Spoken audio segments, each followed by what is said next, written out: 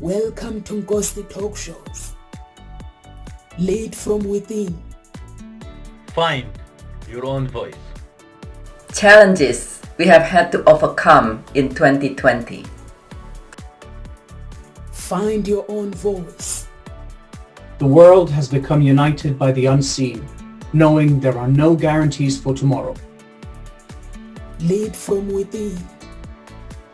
Find your own voice. Let the world hear your voice and be filled within. For the day has come for you to be a great leader. The time has come to break away from the pain, distraction, experience the unthinkable.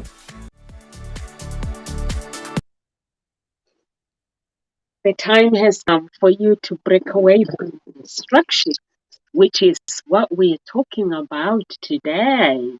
My name is Nomsa Clara Minde. I'm the founder of Spring Eternal Introduction Agency and the founder of Nkosi Talk Show.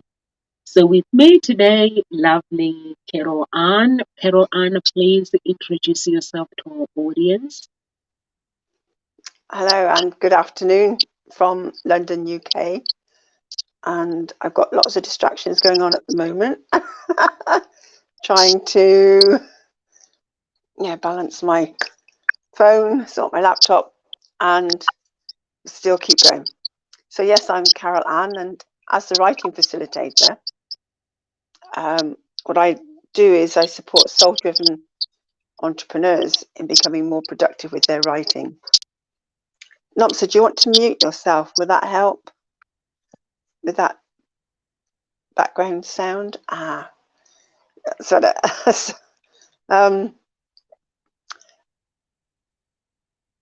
so I support them in becoming more productive with their writing by connecting them with their deeper innate ability to write. But more importantly, they experience free-flowing writing. They experience an unlocking of the writer within and getting their book written, getting their story written, because you cannot publish what isn't written. And all of this has come about through my own journey of unlocking the writer within. So I welcome being here today on this topic, because we have lots of distractions in our life. How do we deal with them? What are the distractions? Eh? So, Nomsa, do you want to? Yeah, that is so true. We have lots of distractions, and mostly people like now everyone like is working from home or remotely work. So there's so much distractions, and you have to be really disciplined. And but I would like to hear, why did you choose this topic, Carol Ann? Because the distractions is like an everyday challenge for somebody who has a job or somebody who has a business. So why did you choose this topic, by the way?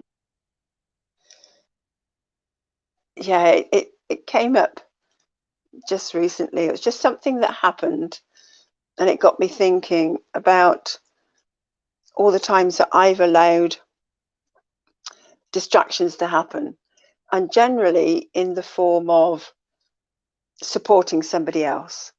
It's like I've put their needs before my own. And I remember many years ago, a friend of mine then, she'd say, "Oh, could you come and help me with this today?" And I go, "Yeah, okay." You could see that hesitation. It's like, because in my mind, it's like, well, I have got my business stuff to sort out. I have got things to do. But do you know what? Oh, let's put that aside. I'd much rather go and support her. And I enjoyed doing that. And that happened many times. And it did become at the expense of me moving my own business forward. And I think sometimes we need to be aware of that. Where do family commitments or friends, their needs suddenly become more important than your own? And it's so easy to just put aside what you want to do to then support them. And it's fun, it's enjoyable, and there is a reward in terms because you're helping somebody. But at the back of the mind, there is this niggle, well, what about me? What about my stuff? And it took me a long while to wake up to that's what I've been doing for, it's a pattern through my life. And I'm here, and where's my business? And so it happened many times in many different ways.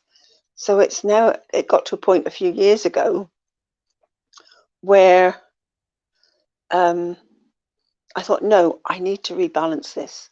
I need to be able to say no in myself.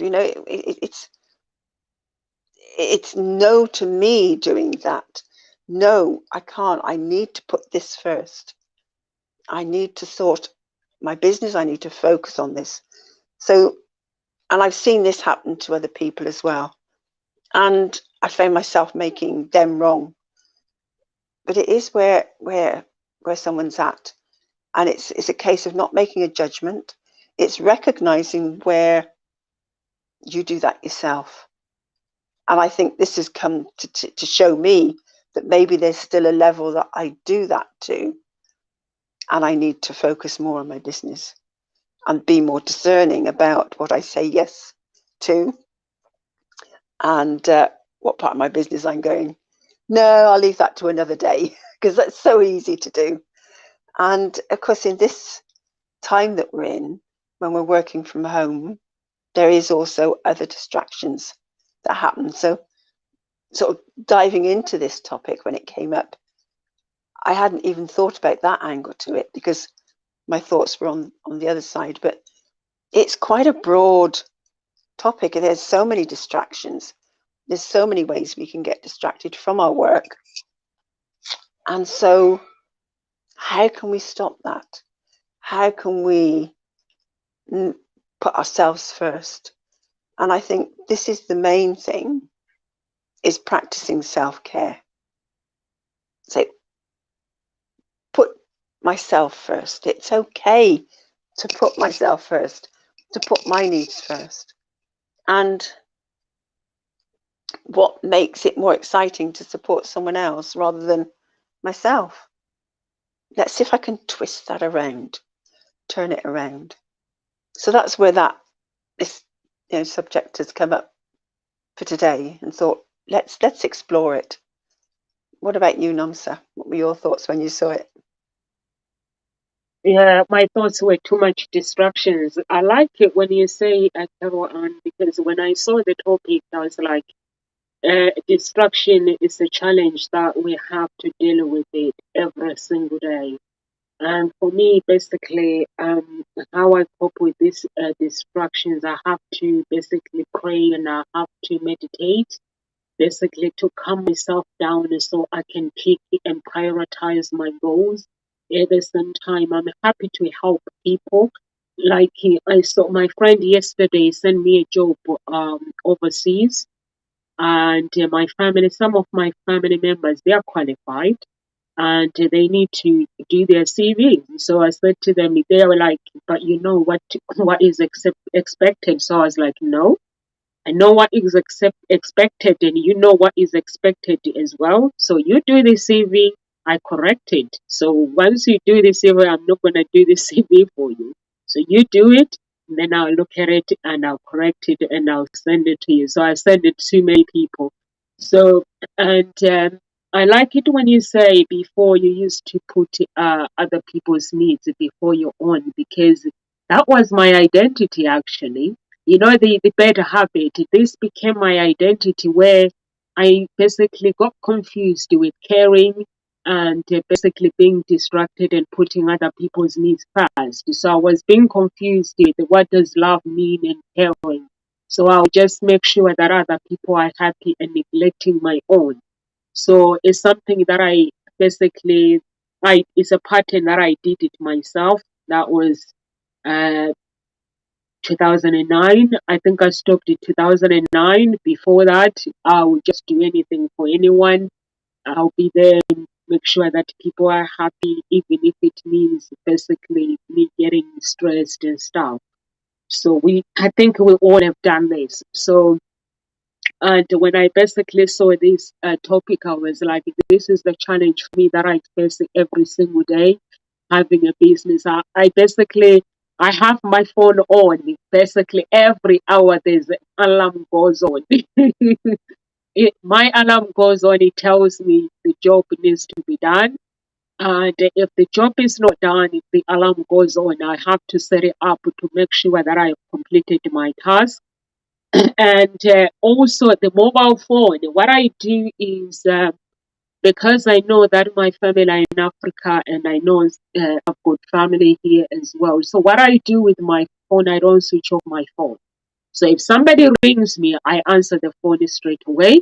And my question is it an emergency or can we discuss it later? So if it's not an emergency, then we can talk later. Like today, my uncle's wife called me, I think it was around 5:30, and I was meditating and I looked at her phone and I ignored it, but she really, really needed me urgent. And then I called her later and she called me again. So I texted her and said, I'll call you back. But it was an emergency, which I should have answered the phone, but I didn't. So I'm learning as I go along that I basically need to answer and keep asking whether do you need me urgent or can you wait. So and all those things, the things that I'm learning, that I keep my phone on. I don't switch off my phone in case somebody really, really needs me very, very urgently. I keep it on, but it takes a long time for you to discipline. First, you have to work on the better habits for you to be able to cope with keeping your phone on. If you can't cope, then the phone has to go silent. So I keep my phone on, and I answer whatever the phone. And I have an app actually of a true caller app. So it tells me who is calling me. Even if people are calling me with the private numbers, so it will show me who is calling me. Like sometimes there are some people who ring me from LinkedIn and they hide their phone. They don't want me to know who they are. They want to connect genuinely looking for genuine connection. Because some people connect with people because of what they can get, or because this person has this. So they hide their identity. So when they hide the phone, my phone tells me who is calling me. So then I have to say the name, and they're like, but I've hidden my phone. There was a guy from the X Factor actually. He called me from LinkedIn, and he had hidden his phone. So I said the name, and he was like, "Oh, how do you know?" I was like, "I've got a true caller app." So the app tells me who is calling me. So I answer it. If it's somebody selling or anything, that somebody that wants to waste my time, I don't answer it. So that app is really, really helpful for me. The true caller. So I do that. Over to you, Carol Ann. Yeah, it is great to be discerning. And I think that is important, because sometimes it is knowing when is it important to take a message and when it's not. So I love how you said that their name still comes up, so you can then be discerning in about actually answering it or not. Yeah, because if there's no name comes up, I ignore. If it's just a number only, if I don't know them, they can leave a message as far as I'm concerned. If it's someone whose name I don't have, but and then I can decide whether to get back to them or not. But I think it is that being discerning, because sometimes there is an important things do happen and your attention is needed. And what I then do in that case is I will then go in afterwards and say, okay, so what part of me decided to ask this to now show up, to pull me away from this task that I have to do? Because there's a part of me that is deciding that, oh no, I don't want to do this right now. It's creating the distraction. So that's how I take responsibility for being the creator of my life, and that I will work on that such that those distractions get less. Because we can always sit in that, well, there's nothing I can do about it. You know, you can sit in being a victim and at the effect of everything, or you can decide, no, I'm creator of that. And between that, you've got a decision to make. Do you want to be creator, or do you want to be the effect of what's going on and think that you actually have no power over this? Well, actually, yes, you do. You know, you can start looking at what part of me is asking for all of this to show up, to pull me away from, you know, what is it I'm wanting to get done here? And by being pulled away from it, what's then happening? And explore that such that then it happens less and less. And I'm finding that is happening a lot less than it used to. And I am being able to focus on getting things done. And I love something I saw about put a schedule on your door, but it's having a conversation with people that you live with as well, and saying, look, this is my business. This is important to me, or I have these tasks I need to get done today. And it's about enrolling them in what it is that you need to get done. How can they support you? And make it clear that they are, you know, there's a need there for them to support you. But you can put the schedule on your door. You know, just pop it on your door. I'm not sure where my hands are actually in the video. It's like, know where you are in space and time and know how to direct people, you know, because you can't see my hand now. So if you haven't got something that people can see as to where you're directing them or what you're doing, that's not going to help. Have it such that they can. You know, I have a schedule. It's on my door. Here it is. And right there, that's it. You know, I know where I am in time and space, and other people can see and they can be directed, and you can stand by that. And if they come knocking, you point them to the schedule and say, well, actually, there's my schedule. How important is this? Can it be fitted in? And so you actually have a negotiation and say, well, okay, I need to get this done. I'll come and see you then. You know, so that you're not constantly pulled away, because every time you try to get back into it again, it takes time, because you then have to think about, well, what was it I was doing? Look it all up again, get back into it and go, right, before you can move forward. That takes time and makes the job even longer. So it is about saying, okay, if a distraction happens, going, well, does it need to happen right now? Can I just finish this and then come back to it? And then make a marker and make a note to yourself so that you can slip back into it. But you give yourself that time.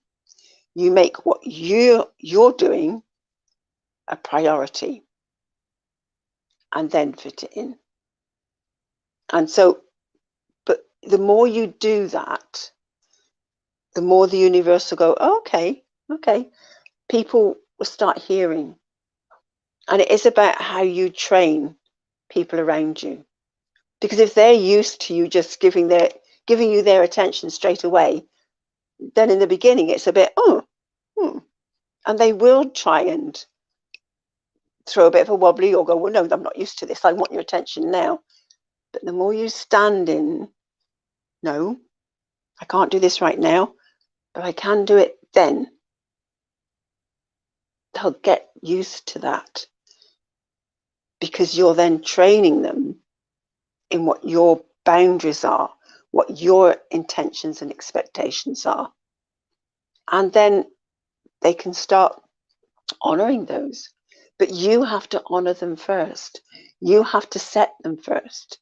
And you have to train people. Train yourself first in this. And once you train yourself, other people will start stepping in line with that. So put that notice, yeah, there it is, on the door where it can be seen. Your schedule for the day. Yeah, it allows people to, or a little notice, I'm working, please do not disturb, and hold to that. But do make sure you take the notice off again once it's okay for them to disturb you. And I know with my grandchildren, if my door is shut and they know I'm on a call, sometimes my youngest grandson, he will attempt to knock. And it took a while, because in the beginning he would knock and come in. And I go, hang on a second, I haven't said come in. I'm busy, And after a while he started knocking. And if I said come in, he would come in, or he would then go away. It took me standing and keep saying that quite a few times before he got the message. And now there's much more respect does go on around that, and that boundary is maintained. So it comes down to you at the end of the day. What are you willing to accept? So what are you hearing all of this, Nomsa? Where's this going? What are you willing to expect? Yes, you have to have boundaries, basically. A discussion. For me, basically, in the house, we have rules that we don't disturb each other. So my daughter, when she's studying, she knows she cannot be disturbed. And my other daughter, she does her own things when everybody else is busy. If she comes and disturb me, I don't tell her off. If she says, "Mommy, what are you doing?" I say, "I'm doing some work. Would you like to do your school work as well, so you can do your own work?" And she'll be like, "No, thank you. Bye." So you have to use the psychology with children, because what happens is, if you keep like what you say, like it took a long time for your grandson to actually get the message, but now he knows the rules that I cannot disturb Nanny when she's working. And then I'm sure she does ask, "Nanny, you finish working now?" So he does ask, does he? "Are you finished working now?" So children are good, because when you train them, they get used to the idea of how, okay, I can't disturb. With my daughter, she knows my youngest one, my oldest one, basically she's always busy. By my youngest one, it has free time, she's 6. So if she tries to come in and help and disturb me, I'm like, "Yeah, I've got a book for you to read. Would you like to join?" And she's like, "No, thank you, mommy. You're good." So she'll go and play somewhere else. And we can't, basically, they're dead, we don't disturb each other. Everybody, we knows we have principles in the house, that but for you to get there, you have to basically, you can't expect the people overnight to actually get used to your schedule. Like what you were saying, you have to train yourself first, and then show others, "This is how I like to be treated, this is how I spend my day." Once everyone has an understanding, they get used to the idea of, this is how, like myself, I go to the office in the morning and I work till 12, and then I come here at home, because next to my daughter's school is few minutes away, 5 minutes away. So I work from home, and I pick her up from school, and then when she finish work, I come and work from home as well. So it depends whether I go out and see clients and stuff. So I'm always out, basically. So, but if I'm not, I'm at home and pick my daughter. But being at home, it means I'm working, and also I schedule time with her, that I have to give her time as well, to spend time with her as well. Either if I'm on my break, 10 minutes, 5 minutes, 1 hour, we're doing something, or just getting along, or she's sitting next to me, because my work basically I can do anyway. So if I'm sitting next to her, or she's watching TV, and then we just spend time together, and then I go and go off my work, and she knows if I'm working, so she can't disturb me. So I agree with you when you say you have to work on your priorities as well. Working on your priorities is very, very important, basically, to prioritize your work. Like I go on social media once, in the morning, and if I go in the evening, that means I'm just browsing and basically I'm bored. But I go once in the morning and I post to all my social media, and I can't go in the day and just disturb myself. So that means I'm done with social media. I like other people's posts. Once I like my friend's post, like it. If I don't see your post, I have to go back to your page and like it. Then that means I can see the post, because with the Facebook, if you don't like people's posts, they disappear. So that's what I do. And with the emails, I check the emails once as well, unless if I'm expecting other emails, and then I send emails. Sometimes I don't basically have schedule for emails. I just go in and check it and reply emails straight away. But if I know that I'm expecting an email that is very, very important, I read it and reply it straight away. So, and when it comes to priorities, I prioritize my task. My phone, that's what it's for. Everyone in the house, when they want things done, they're like, could you please set your alarm? Because they know my alarm is really annoying. You go off, when it goes off, that means that I have a job that I need to do. So I do it, and then once and it gets set up every single day, my priority jobs, I don't put them in my diary anymore, because I find that if I put them in my diary, I'm gonna be telling myself, oh, I'm gonna do this, I'll do that later. But with the phone, when the alarm goes on, it goes, do it now. So, and if I'm busy, if I've not completed the other task, if I'm still doing other tasks, I have to uh, set it up maybe after 10 minutes or 20 minutes to make sure that I'm doing my job, and to make sure that it reminds me. Then I set the reminders as well to remind me of the things that it needs to be done. And I like the door idea of putting your schedule by the door. I think it's very, very important to put your schedule by the door as well. I've never done it. Me, everything goes on my phone. I used to go in my diary, or now it doesn't go in my diary, because I find that if I have to carry the diary or look at the diary, things don't get done. So I got the idea from somebody that was doing live, and she was like, basically my phone, I set everything up, and I did that. It seems to be working, because the phone is annoying. When the alarm goes off, we like, oh, okay, oh, okay. So I do that. And if I have to take breaks as well, and also I look at the hours of my needs, because everyone says you have to sleep for 8 hours. That's enough for a human being. But I basically schedule. I look at my hours, my body, how many hours it needs to sleep. So I set up, and then I make sure that I go to sleep. I make sure I get those hours, enough sleep for me to focus, because I love my sleep. So to focus, and if you tell me people that says they don't sleep well, I'm like, I cannot cope. If I wouldn't sleep well. I've got to bed 2 seconds, I'm sleeping. And when the alarm goes off for me to wake up, I have to get up. So that's how I do my things, and just making sure that I set up my goals and understanding the cost. If I don't do it, what's gonna happen? And the cost and the price that I have to pay. How are you getting on with your tax returns, by the way? Still got a little bit left to do. Okay. I want them in. I said I will have them in by the end of this week now. So yeah. It's. I had said by the end of last week, but other things happened. So I've now recommitted. So thank you for that reminder. There's a couple of things I just need to do. So get that done. But yeah, it's about having that focus. But I love it. It's also having an accountability buddy, somebody that can hold you to account. Because sometimes holding yourself to account isn't always there.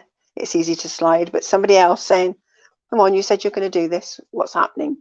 It just brings it back to present and brings it back into mind. So thank you for that that question and that reminder, because other things start to creep in and push out other things that you said, oh, this is a priority. And that is so easy for that to happen. And I love what you're saying about setting your phone with reminders, and the alarm goes off. For me, it reminds me of all the years I spent teaching, where my life was done to bells, So, oh, there's the next bell, right? But it makes you, it's like you're sort of living to that, but that sound makes you then know what, okay, next phase, next lesson, the break or whatever. And I think I've gone completely the other way and gone, oh, I don't know if I can deal with that. So maybe I could do with a bit of a balance between the two in some way. Maybe that would be a good idea. But I do like to use my written diary. I find that easier at the moment because it's there in front of me and I can write it in and change it around. But I think one of the other things that sort of came to mind, I love this quote by Tom Kite. You can always find a distraction if you're looking for one. So recognize when you are distracted. Were you looking for one? And what is the task that you're wanting to get done or that's needing to be done? And are you putting it off? And do something about that. And so just play around with it. Don't make it wrong. Play with it. Be aware of it. And it's having that awareness is half the battle. Once you can become aware of the pattern that you're playing, then you can change it. Then you can do something about it. And I remember once where I allowed a distraction to happen. This was many years ago. I was sitting my final exams for, I did a Bachelor of Science in maths. And we had five 3-hour papers to sit. And I'd done 2 of them. And then I was revising for the 3rd one. And my husband at the time, he shared something with me that he sort of held on to for a day or two because he didn't want to disturb me with my revising and my exams. But he then chose to share this with me. And it was quite a bit of upsetting news that had come through from his parents. And it was their reaction to us changing our surname. And it unsettled me because it was very angry. There's a lot of anger there, a lot of upset. And I couldn't focus properly because when you get those angry things happening and upset and criticism, in those days, I wasn't able to put it out or work with it in the way that I can now. And it kept distracting me. And I revised as best I could. And I knew, the topic that I was doing, that particular paper. And I enjoyed it. When I actually got to the exam, I started and I got going. And then I made a mistake. And I couldn't get myself back into it again. And I still had this distraction going on. And I somehow got through that 3 hours and did something. In my mind, I hadn't done enough because I couldn't seem to get my mind back in the game. And so after that, I remember thinking, I need to focus. So I literally put everything at my mind and focused and set that determination to not let myself be distracted, because I thought I haven't spent all these last 3 years to get to this point to fail and then have to do it again. So I really had got that determination and that focus, and I focused for the next 2 exams, and it was like boom, boom, boom, sorted. But I always had in my mind that I'd failed that one particular exam, therefore I'd failed the whole lot. I didn't. I did actually pass, but it took me many years to sort of stop thinking Are they going to come and knock on my door and say, oh, sorry, we made a mistake. You did actually fail? Because I didn't believe I had, just because of that one subject, that one paper. But it isn't all on one paper. It's your overall, the average of all the papers of what you do. And you don't need to get 100% to pass. So I did get my Bachelor of Science. And as I said, it took me a long while to settle down and go, well, actually, they haven't come knocking. It must have been all right. I must have got it, But that shows the impact that distraction can have on you. Quite a detrimental impact. And are you willing to allow that to happen? And I think you have to dig deep and make that decision and go, no, this is important to me. And make yourself focus and put the distraction away. If it's not important to you, then okay, allow the distraction to distract you and go with the consequences. But don't make it wrong.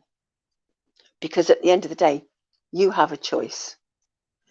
And it reminds me, I'm actually seeing, I've got a card here that my granddaughter has written in. It's a quote that she found for me, which I absolutely love, that she actually looked it up. It was really thoughtful. And it says, life is like a game of cards. The hand you are dealt is determinism. The way you play it is free will. So again, it comes down to, you have free will how you're going to play that hand. Nobody else. And nobody else can make you play it in a different way.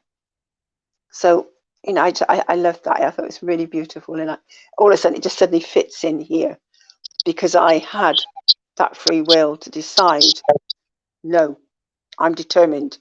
I'm not going to let this stop me and ruin all of the hard work that I've done. So again, you have that choice. You want to say something, Nomsa? I like the quote that says life is like a free will. Life is a game. I really love it because, in life is, you have to know how to play the game of life. I've seen it. I don't know whether it's 2022, is pandemic, or what's going on. I don't know. So many people, like in the office, so many people are depressed. When I talk to them, they're not in a good place. So I was talking to somebody yesterday. He's not in a good place, and I said to him, "You're gonna have to prioritize yourself, like what you're saying." And Carol Anna said, "You need to put yourself first." So I said, in life, we all about the results that we can get. We want our spouse to be perfect. We want the business to be perfect. We want everything, our children to be perfect. But we never stop really to question ourselves, our health, to look at ourselves and evaluate how we are coping, how things are, basically checking in with ourselves. So I said to him, you need to put yourself first. So today when he came in, and I said, how are you? And he was like, I'm better than I was yesterday. And I was like, what's changed? And he was like, wow, life is too short. So I was like, wow, that's amazing. So yes, life is a game. You need to know how to play it, and it's a free will. You design your own life at the end of the day, and how you want basically your life. You can design it. Me, I always use the Bible to say, okay, God has His own principles. And he says, if you want to enter my kingdom, this is what I expect of you. And if you are not this character, then it means you have to work on yourself. So with the work as well, it's like with the instructions, you can actually let people know what you expect of them from them. And first, like you were saying, you have to yourself, you have to be that character as well. So the character that you want, and you have to be that before you can expect people to stop the distraction. And people, if you tell your friends and family the times you finish work as well, they'll be able to call you on those times to check on you. If you tell them, let them know this time, although I work from home, but this time I'm working, I'll be busy, but this time you can call me, I'm free. So that's what I do with my family. I'm very, very strict now with my family. Before I used to think I can do things for them, but you don't need to do anything for anyone. You have to train people because so they don't come back tomorrow. If you solve somebody's problems now, tomorrow they'll come back because they've not learned how to do it. So you have to teach them, this is how you do it, then I'll correct it for you. And like business coaches, that's what they do. So you have to think like business coaches. So business coaches, they are like, I'm gonna coach you, and although you paid me money, but you need to use the brain. I'm just there. I'll provide the resources for you to access them, but you need to do the work and tell me what you want, your needs and everything. But the resources, everything is here for you. But you have to the driver of the car in that seat. You have to sit on the driver's seat and drive the car, your business basically.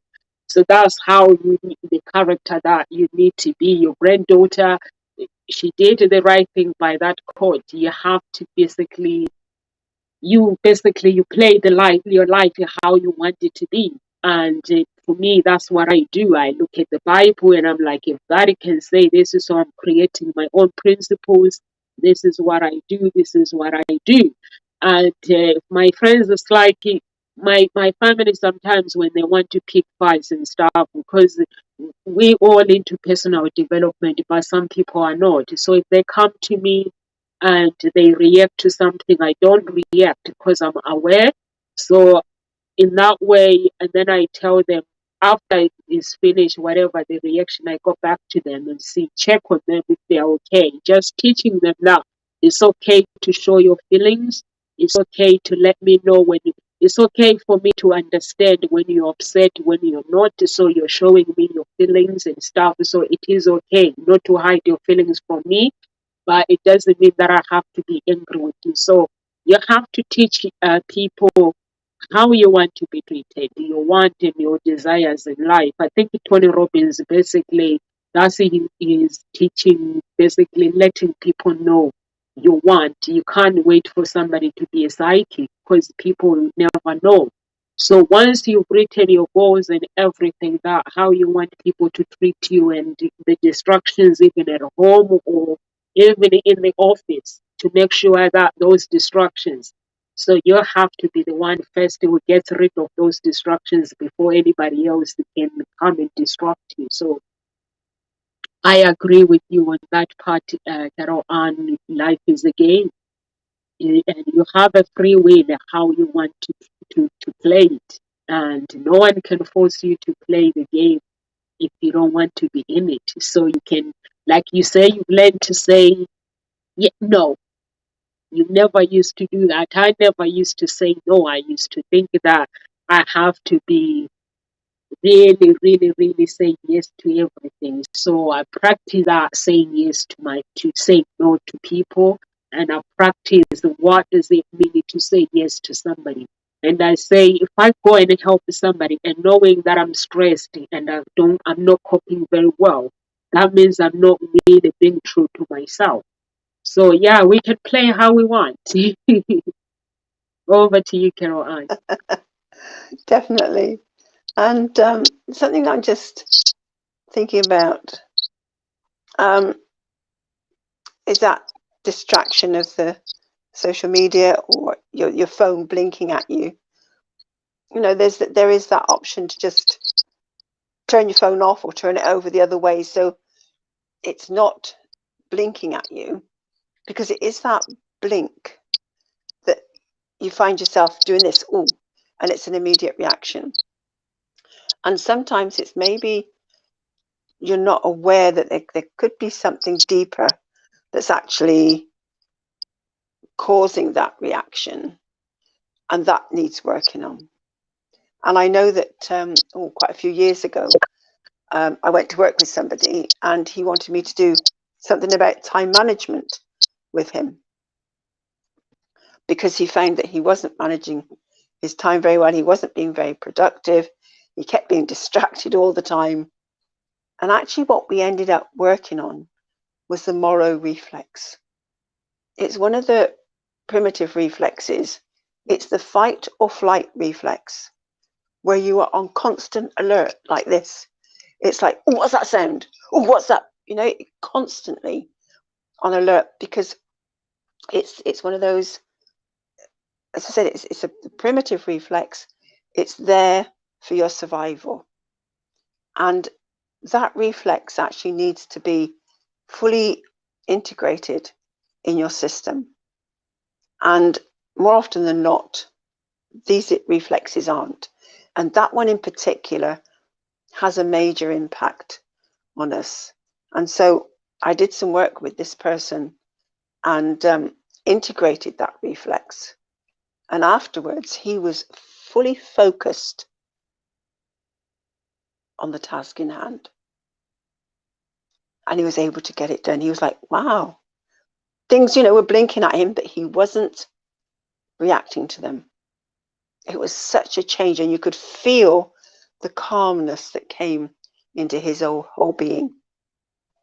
So there is, one activity that you could do, just as a simple activity, just to start maybe integrating that reflex. Or if you have got that, little shiny object, you're constantly being distracted in that way. You could sit with your feet crossed, thumbs in like this, arms crossed, head in, and you just get somebody to then clap their hands. And when you hear that clap, you literally uncurl, take a deep breath in, and then breathe out and come back into that fetal position. And ask them to do that a few times, and you will find that starts to help to integrate that reflex. You start to notice that, something starts to settle. Be aware of what shifts. So maybe do it 3 or 4 times and notice what happens. And then go back to the task you were attempting to do where you were completely distracted and notice what changes. That's just something that you could do and get somebody to support you in, just to maybe help you a little bit. Clearly there are more supportive ways of getting this integrated with somebody who's trained in actually integrating it, so they can go to a deeper level and actually work with you with much more what's going on in your body and your system. So it's much more designed for you. But that's just a general activity that you can do just to start that integration process and maybe settle down your whole reactive system. It's just a thought and just a suggestion, something to have a play around with and notice, because it's you then taking control of what's going on for you. And as I said, having awareness is half the battle, and just taking on board little activities that you can do. So that's something that's worth remembering when somebody says to you, oh, you need to look at time management.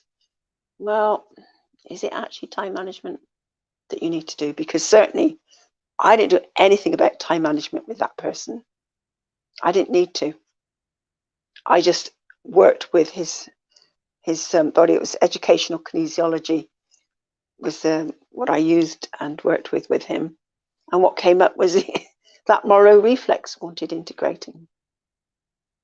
So it is having a conversation with your body and saying, well, what actually needs to be looked at here? What can I do, or who can I see that could support me in this moment? Because sometimes what we think is the problem actually isn't. There is something deeper, much deeper, that's going on. And these reflexes, it's not something you grow out of, because they control you. They're in the brainstem, and an emotion can kick in, and all of a sudden they've got you in their grip. And the more that you can integrate them the easier it becomes that you feel those emotions, and you then move up into the higher cortex where you've got that clear rational thought. You respond rather than react. You can go, oh, what's that? There's the startle, but it's what's called the adult startle. So you get startled by a sound, or you might see a flicker, but you can see what it is. And you can go, no, don't need to look at that right now. And you can continue with what you're doing. Or you can go, oh, I know what that sound is. And you can then continue what you're doing. You respond in a more appropriate way rather than an inappropriate reaction that takes you away from what you're doing. So that's something to bear in mind. Yeah, so what do you hear?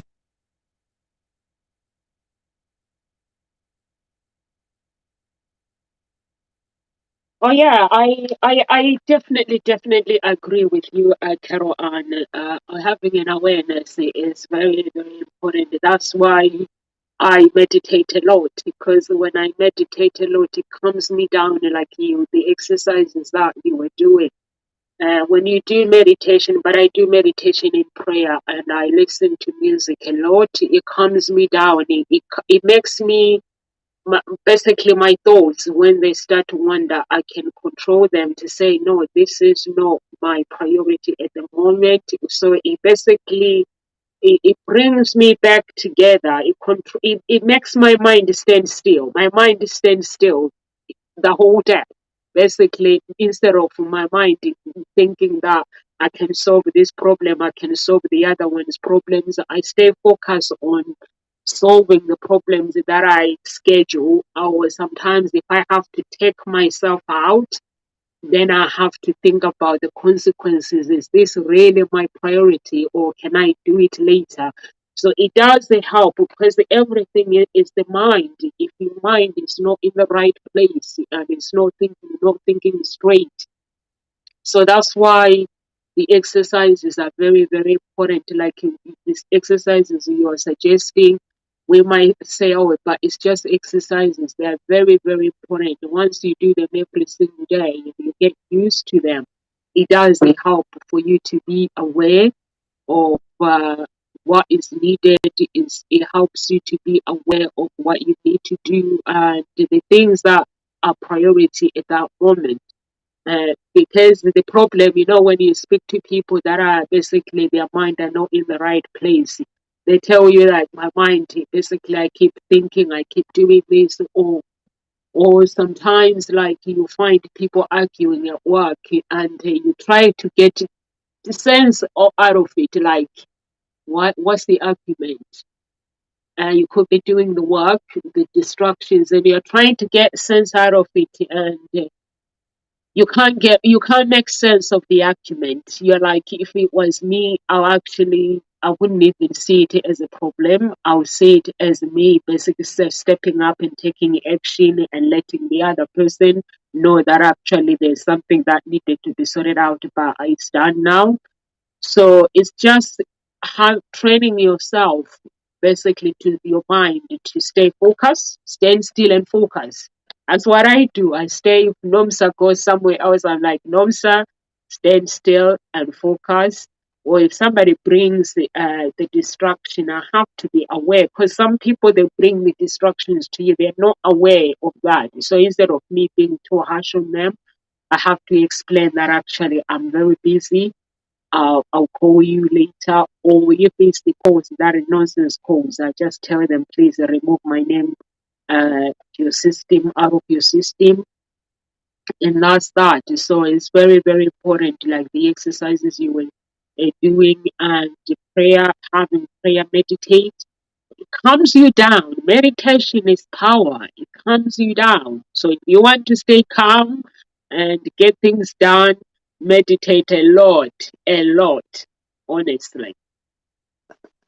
I agree. And I found this quote that actually says, meditation quarantines distractions.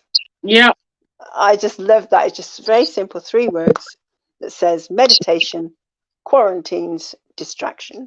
Yeah, it does. Honestly, Yeah, it's just power of takes your mind off. yeah, it's really Yeah. strong. It's like, yeah, it's really, really strong because our minds, we work every single day. We are on the go. So sometimes you need to bring it down to relax and just focus. You need to have Yeah. a moment where you're not thinking of anything, you're just letting your mind relax and just regroup. And So it's being in the moment, isn't it? Because that moment. if you're in the moment, there is no distraction. There is only right now and right now Yeah. and right now. Literally moment by moment. And if you can be in the moment, distractions go. So again, it's that meditation, it's being in the present. And something else, another quote I've got by James Blacker, he says, TV, could you like to mute yourself? Because there's a beautiful distraction going on with the sound. That's lovely. So TV is a distraction from being awesome. And I think that's a beautiful quote. It's because, where are you being pulled away from something that could actually help you to shine? It's that step up. It's a step into something that you're meant to be doing that actually has you shine out in the world, that has you show up in the world in a greater capacity. Something that maybe you're pulling away from, that you feel that you're not capable of doing. So again, notice that, is that, you're shying away from it, you're pulling away from it. What's the limiting beliefs that are going on? What are the thoughts and the feelings? And you get distracted by TV, it's okay. Sit there and go, well, what caused the distraction? If I were to do the piece of work or the task that I've been drawn away from, where could that take me? Where is it I'm stopping myself from going? What is it I'm stopping myself from achieving? And being awesome. It's like, yeah, come on, shine. Be awesome. Allow yourself to be awesome. But part of you is going, oh, no, can't possibly be that awesome. Yes, you can. So again, it's being aware of it, not making it wrong. Just do something about it and wean yourself off the TV distraction such that you can go, okay, let's get this task done. And how can you do that more easily? It's, break the task down into smaller steps. What do I need to do to get this task done? Break it down into tiny steps. And that's what I started to do with my tax return. It's like, okay, I need to get this figure. I need to get that figure. I need to get that. And I literally broke it down into individual bits of information that I needed. And each day I would focus on getting one piece of information. I was like, tick, yes, done that. And then the next day, got that piece of information. Yes, tick, done that. And I collected a lot of information that way and was then able to go online and start filling in my tax return, because that was another action. Actually log on, log into my account, start filling in the tax return. So again, there was a couple of days where I was able to go tick, tick, and it felt great. And now I've just got the last few bits to do. And I had to collect some more information, some more figures. I've done that. It's now about totting them up and popping them in, checking it all through and submitting it. So if, I've just been distracted and I could allow that to distract me and concern me, but it's like, okay, let it go. Put it to one side. I can't do anything about it right now. But yeah, just bit by bit, And there is that, and it's something I said to my daughter this morning when we were talking about doing things bit by bit. And I said to her, so how do you eat an elephant? And she said, oh, I don't know. How do you eat an elephant? I went, bit by bit. And she said, oh, I've never heard that before. It's something I've heard many times. But again, sometimes somebody hasn't heard it. So it is just a little bit by little bit. Get started and keep going. And so chunk those tasks down into smaller bits and smaller bits. And it doesn't matter how small it is, just do it. And if you do that one day and you do another one the next day, it's okay, because you'll eventually get the job done. So it is managing it in that way and being able to sort of tick it off. So yeah, chunk things down. Keep focused. Find a way of doing it that works for you. Not every way works for you. You have to find a way that works for you. So we've made suggestions here. You may have seen other suggestions. Put them on, see how they work for you. If it doesn't work, doesn't matter. Attempt something else. The main thing is you're looking to improve such that you don't get distracted. And out of that, you'll find something that works for you, which is perfect. And it may be a combination, a bit of this and a bit of that. You know, keep playing with it. It is worth it. And I'd just like to leave you with another quote, which I think was beautiful. I have wandered all my life, and I've also travelled. The difference between the two being this, that we wander for distraction, but we travel for fulfillment. So where are you wandering through life, and where are you traveling? Something to think about.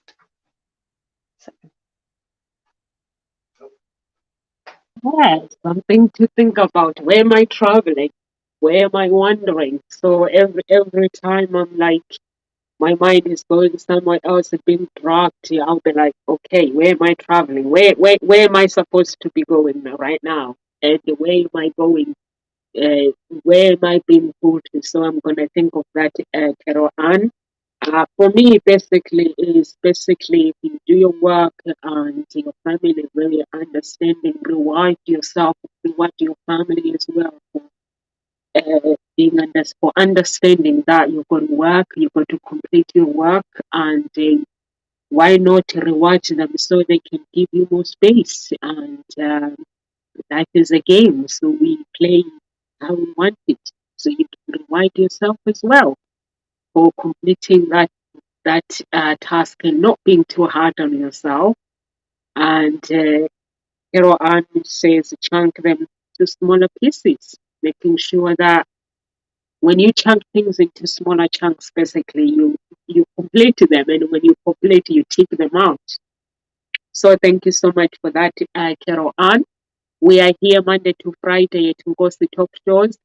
Please go to our page and get in touch with our speakers. If you say, why do I need to get in touch with your speakers? Because the talk shows, we help people find their own voice. We help you lead from within. Basically, you become the creator of your own life. We have speakers from coaches from all walks of life, so they will be able to help you. And Hope Springs Eternal Introduction Agency, we help you find love. And Carol Ann, if you ever wanted to write or you're wondering whether you are enough, she's a writing facilitator and she'll be able to help you basically get on the ground with your writing and think about the tools that you need to have when it comes to writing, and basically how to basically get on with it instead of talking about it. So she'll help you to get on with the tasks. So if you want to get in touch with her, please do. And you can follow her on her social media. And subscribe to our YouTube channel, please, and all our social media. Live with grace, everyone, and God bless you.